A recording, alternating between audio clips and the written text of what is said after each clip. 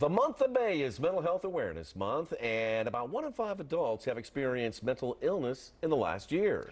KCU Assistant Professor of Health Service Psychology, Dr. Jason Malousek, joins us this morning with some common mental health misconceptions and the importance of early understanding. Thank you so much for joining us this morning. Thanks for having me. Absolutely. So, why is it a reminder in the month of May to be checking in on our people? Well, so for me, mental health awareness is something that I do every day, but I love to have a month where we have more conversations about it. We're able to kind of identify the misconceptions that happen with that, but also to normalize mental health wellness. As much as we talk about physical health, we sometimes ignore mental health wellness, and it's just as important as physical health. So that awareness allows us to have that conversation and normalize it. Yeah. What about some of the misconceptions that people have about mental health? You know, there are a few that, I mean, unfortunately, there's many. There's a few that stick out for me, and so for the one that I really try to make sure I hammer home is that you don't have to have a severe mental illness in order for you to seek out help.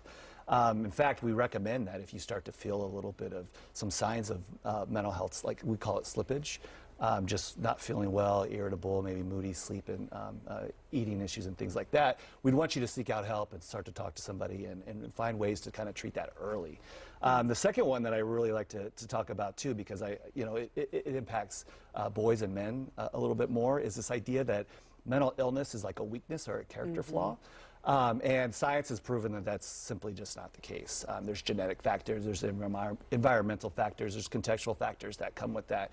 So this idea that there's a character flaw really keeps people from really sharing it.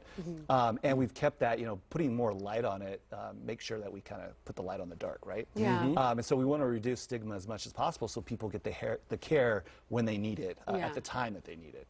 I want to go back to the slippage because some of us may be struggling with depression or anxiety, and we may not even really know it or understand what is happening. So what are some signs to look out for where we may be like, okay, I think I should maybe talk to somebody about this? So some of the normal things is the first thing I always ask, when I'm talking with somebody is, how are you sleeping? Sleep is so important for our mental health and our physical health, but sleep is impacted in a lot of different disorders that we know. So if you're starting to sleep a little too much or too little, and it's happening on a consistent basis, that's a good sign that there might be something going on. Overwhelming stress, you're starting to feel burned out at work or with your kids or whatever, maybe more irritable. Maybe eating more or eating less, maybe drinking more, drinking less.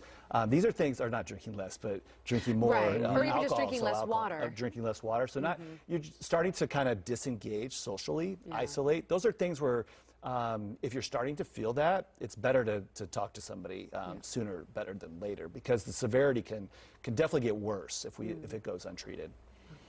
Is there a way to prioritize your mental health? Yeah, so just like you do with physical health, right? Like I said, I talk about sleep, making sure that you get good 8 hours of sleep, making sure that your diet and your exercise. And with mental health, we want to make sure that we're socializing, that we're spending time with supportive others, really self-care, prioritizing. So yes, we have work, we have responsibilities, but making sure that we prioritize just spending time with others, touching grass. You'll hear that, touching grass. Yeah. And maybe, if we're spending a lot of time on our screens, then I'm not talking about like the morning news on Fox 4. I'm talking about like, you hear the term doom scrolling. Yes. There's a lot of apps and media out there that just tend to be more conflictual, tend to bring a lot more bad news and catastrophize and bring about those types of things. The less you spend engaged in those and the more you spend outside in a beautiful day like today, the better off you'll be with mental health. Oh, that's amazing to hear too. Just some little things that we can do every day to be more intentional. It's kind of what I say. Absolutely, and there's something you can do every day. Yeah, it's just like with your physical health. I love that. If there's a place that people can go to get more resources, where do you recommend people can reach out to learn more? There are a million websites. NAMI and SAMHSA are great websites that people can reach out to. But I'm a psychologist, so Psychology Today also offers, APA offers information. But right now, the internet is a great place for you to explore, to find resources. And it's also really easy to find therapists as well, because of online access, you can just search for therapy near me. You can ask your insurance provider. If you don't have insurance, you can go to community mental health centers. There's lots of different places you can go. So that's one area where we're like, let's improve our access. Yeah. And there's help. Everybody's got to know that. There's help out there. There is. We're here to help for sure. All right. Great to see you. Thank you very much. Nice for having me. Yeah, appreciate it. Absolutely.